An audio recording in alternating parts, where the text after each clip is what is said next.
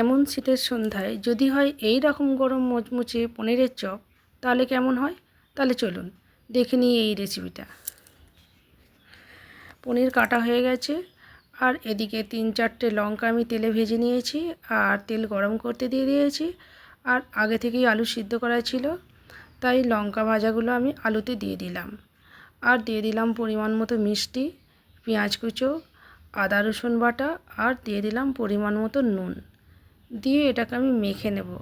আর শেষে দিয়ে দেবো একটু নারকেল কুড়ো, দিয়ে ভালো করে মেখে নিয়ে এবার পনিরের উপর দিয়ে দিলাম, ভালো করে লাগিয়ে নিলাম। এইভাবে সব পনিরে আমি লাগিয়ে নেব।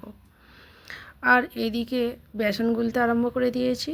বেসনে দিয়েছি পরিমাণ মতো নুন, খাবার সোডা একটুখানি, আর দিয়েছি কালো জিরে। আর পনিরের চপগুলো এইভাবে উল্টো দিকে রেখে বেসন এরকম উপর দিক থেকে দিলে খুব ভালো হয়, তাই এরকম করেই দিলাম। আর আমি ধনেপাতা দিতে ভুলে গিয়েছিলাম, তাই একটু ধনেপাতা দিয়ে দিলাম। দিয়ে এইভাবে আমি সব চপগুলো ভেজে নেব। আর মিডিয়াম আঁচে রেখে 2 থেকে 3 মিনিট এপিট ওপিট করে ভাজলেই হয়ে যাবে এই রকম গরম মুচমুচে পনিরের চপ।